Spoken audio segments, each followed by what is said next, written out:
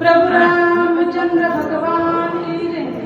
ऐसा बोलता श्री रामचंद्र सकळ वानरांचे भार ऐकोनी पिंजारीला कपिंद्र नाती घसर भासत। प्रभु रामचंद्र भगवान की जय। राजाधिराज शिव छत्रपती महाराज की जय। धर्मवीर संभाजी महाराज की जय।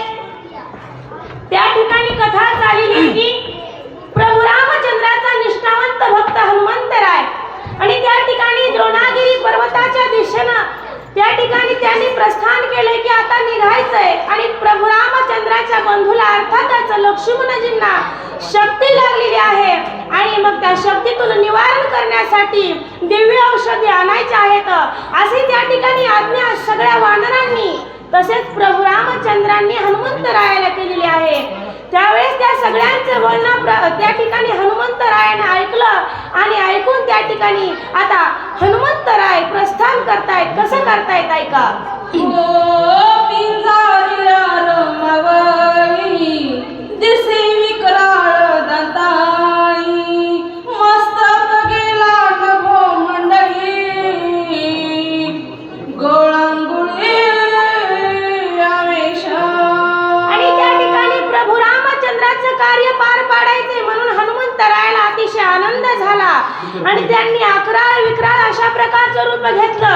अगदी जमिनीपासून ते नभोमंडळापर्यंत असणार हनुमंतरायानं अकराळ विक्राळ अशा प्रकारचं रूप धारण केलं। खूप मोठं रूप धारण केलं आणि त्या ठिकाणी भ्यासूर अशा प्रकारे दिसू लागले। ते त्यांच्या अंगावरचे जे केस आहेत ते असणारे एकदम शस्त्रासारखे मोठे दिसू लागले। खूप अकराळ विक्राळ अशा प्रकारचं रूप त्यांनी धारण केलं। त्या ठिकाणी अनेक वानरांना भ्यासूर दिसू लागला असं नाथबाबा वर्णन करतात। हो दोन्ही दिसती नेत्र गोळ जैसे धगधगीत इंगळ त्रहाटित भूमीसी लांगुळ लोक सकळ भयभीत। आणि त्या ठिकाणी प्रभु रामचंद्राच्या निष्ठावंत भक्तांनी त्या ठिकाणी भगवंताच्या आज्ञेचं पालन करायचं त्यासाठी असणारा ते सुसज्ज त्या ठिकाणी झाले उड्डाण करण्यासाठी। उड्डाण करण्यासाठी सुसज्ज झाले त्यावेळेस असणारा त्या हनुमंतरायाचे डोळे असणारे जसं काही धगधगीत इंगळ म्हणजे ज्याप्रमाणे कोळसा आपल्या चुलीमधला जसा काही लाल भडक दिसतो ना हा अगदी त्याप्रमाणे असणारे त्या हनुमंतरायाचे डोळे लाल भडक दिसू लागले। अकराळ विक्राळ अशा प्रकारचं रूप त्या हनुमंतरायाचं दिसू लागलं आणि जसं काही या सृष्टीतील अनेक जीवांना ते हनुमंतराय भ्यासूर दिसू लागले अशा आवेशामध्ये ते त्या प्रभु रामचंद्राचं कार्य पार पडण्यासाठी तयार झालेले आहेत। हो वळीला पुछांचा कोडा लंघोनी सुरेचा कडा रामस्मरणी वेगडा केला गाडा भूपकार। आणि त्या ठिकाणी हनुमंतरायानं असं दन दिशेने शेपूट त्या ठिकाणी आपटावं आणि त्या शेपटाचा धाड दिशेने आवाज आल्यानंतर सगळ्या करी कळाला धाव वाटावं असे त्या ठिकाणी ते हनुमंतराय दिसू लागले। त्यांचं सर्वांना भीव वाटू लागलं त्या ठिकाणी आणि हनुमंतराय असणारे तयार झाले की भगवंताच्या आज्ञेचं पालन करायचंय। हनुमंतरायाला त्या ठिकाणी संजीवनी आणायची आणून त्यांना असणार त्या आजारातून त्यांना बरं करायचं आहे पण असणार तेवढाच नुसतं मनामध्ये नव्हतं तर प्रभु रामचंद्राचं स्मरण चिंतन सतत मनामध्ये होतं आणि आता उड्डाण करायचंय म्हणून असणार प्रभु रामचंद्राचा नावाचा गजर केला भूपकार केला। कसा केला। प्रभु रामचंद्र भगवान की जय। होय कोणी त्याचा भूकार दचके कैलासी शंकर ब्रह्मांड हडबडिले त्वर घोरांदर मांडले। आणि त्या प्रभु रामचंद्राचा असणारा भूपकार केला हनुमंतरायाने भगवंताचा नावाचा उच्चार केला आणि मग त्या ठिकाणी सगळ्या कळी काळाला भ्याव वाटावं। त्या ठिकाणी जे कैलासावरती शंकर आहेत त्यांना सुद्धा त्या ठिकाणी दचका वाटू लागला की नेमकं हे उड्डाण कोणाचं असावा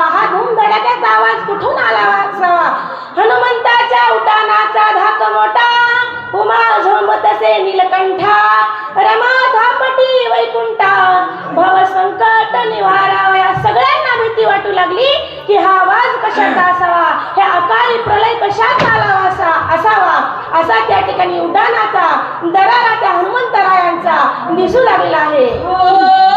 काळी प्रयळ काय सासरश्री प्रलय रुद्र निमती द्रष्टी इंद्रदिका पडले संकटी प्राणकंठी दाटले. आणि त्या हनुमंतराय असणारे उड्डाण करू लागले, उड्डाणासाठी सुसज्ज झाले. आणि त्यावेळेस त्या उड्डाणाचा आवाज त्या ठिकाणी येऊ लागलेला आहे. आणि त्यावेळेस सगळ्या देवदैवतांना त्या ठिकाणी आश्चर्य वाटू लागलं की बाबा अकाली प्रलय आला की काय. कारण की प्रलय जर यायचा असेल तर कधीतरी माहित व्हायचं की आता प्रलय येणार आहे म्हणून, कारण हे देवतांना समजायचं. पण आजची गोष्ट काही वेगळी होती. हा अकाली प्रलय होतोय की काय म्हणून अनेकांना भीती वाटू लागली. त्याचबरोबर इंद्रादिक जे काही देव होते यांनी स्वतःच्या कंठामध्ये प्राण धरला आणि त्यांचा आता जीव जातोय की काय अशी धाडधाड भीती दुखदुख त्या ठिकाणी आणि अनेक देवांना वाटू लागली. कडे खचले सागरी वृक्ष भ्रमती गगनांतरी उड्डाण करिता कपी केसरी सुरासुरी आकांत. आणि त्या ठिकाणी हनुमंतराय उड्डाण करू लागले. त्यावेळेस असणारं काय झालं, त्या उड्डाणाच्या त्या ठिकाणी उड्डाणानं असणारा वारा सुटला, त्या ठिकाणी दाब निर्माण झाला आणि त्यामुळे असणारे जे काही कडे होते ते तिकडे खचले, असणारे खाली पडले, कोसळले त्या ठिकाणी. त्याचबरोबर जे काही झाडं झुडपं होती डोंगरावरची ती सुद्धा असणारी आपोआप त्या ठिकाणी उडाली असणारे आणि त्या हवेमध्ये भ्रमू लागली. असं त्या ठिकाणचं वातावरण निर्माण झालं. आणि ते वातावरण का निर्माण झालं तर हनुमंतराय उड्डाण करू लागले आपल्या लक्ष्मणजीसाठी. आणि त्या ठिकाणी द्रोणागिरी पर्वतावर जायचं होतं, ती असणारी वल्ली आणायची होती म्हणून. हो सप्त सागर खळबळ धरा जाऊ पाहेर स्वातळा आकांत जीव मात्र सकळा गोळंगुळाचे झाके. त्या ठिकाणी अनेक देवांना भीती वाटू लागली. त्याचबरोबर सागराचे कडे खचले, त्या ठिकाणी कडे खचले, झाडं असणारे भ्रमण करू लागले हवेमध्ये. त्याचबरोबर या सप्त सागरामध्ये खळबळ उठला आणि जी काही पृथ्वी होती, जी काही धरा होती तिला असणाऱ्या रसातळाला जावं की काय अशी परिस्थिती त्या ठिकाणी पृथ्वीची सुद्धा निर्माण झाली. एवढं भयानक असणारं उड्डाण आमच्या हनुमंतराय घेऊ लागलेले आहेत. राम नामस्मरण सळग केले उड्डाण न लागतार दक्षण सागर संपूर्ण कमीला. आणि त्या ठिकाणी हनुमंतरायानं उड्डाण करायला सुरुवात केली. काही क्षणामध्ये असणारा हनुमंतरायानं असणारा तो सागर ओलांडला. कुठल्याच प्रकारचा विलंब लागला नाही. काहीतरी एका क्षणामध्ये असणारा तो सागर त्याने ओलांडला अशी कथा येते. पुरी गगनांतरी सत्यलोक पर्यंतवरी गेली उड्डाणाची थोरी विक्रम भारी कपीचा. आणि त्या ठिकाणी नाथबाबा सांगतात की त्या हनुमंतरायाचा उड्डाण असणारा अगदी पृथ्वीपासून ते सत्य लोकांपर्यंत वरी उंच असणारं ते उड्डाण त्यांचं गेलं. आणि त्यामुळे असणाऱ्या सगळ्या दैवतांना त्या ठिकाणी विस्मय वाटू लागला, आश्चर्य वाटू लागलं, आनंद वाटू लागला की भगवंत प्रभू रामचंद्राचं कार्य हनुमंतराय त्या ठिकाणी पार पाडतायत म्हणून. हो दिशा दुमदुमल्या संपूर्ण प्राणांतिका सकळ राक्षस गण ते कोणिया रावण अति चिंता मन पजवी. आणि त्या ठिकाणी हनुमंतरायानं उड्डाण केलं आणि उड्डाण केल्यानंतर असणाऱ्या अनेक देवतांना त्या ठिकाणी आश्चर्य वाटू लागलं. पण असणारा जे काही राक्षस लोक होते त्यांना त्या ठिकाणी मात्र भीती वाटू लागली. आणि राक्षसांनाच नव्हे तर त्या ठिकाणी आता ही बातमी असणारी त्या राजा रावणाच्या कानावरती आल्यानंतर असणार आता राजा रावण सुद्धा असणारा मनाला खचला, त्याला सुद्धा असणार मनाला एक वाईट वाटू लागलं. काय वाईट वाटतंय का? हो म्हणे गिळिया कपींद्र आणिला शधी समग्र उठविया सुमित्र श्रीरामचंद्र नाटपे.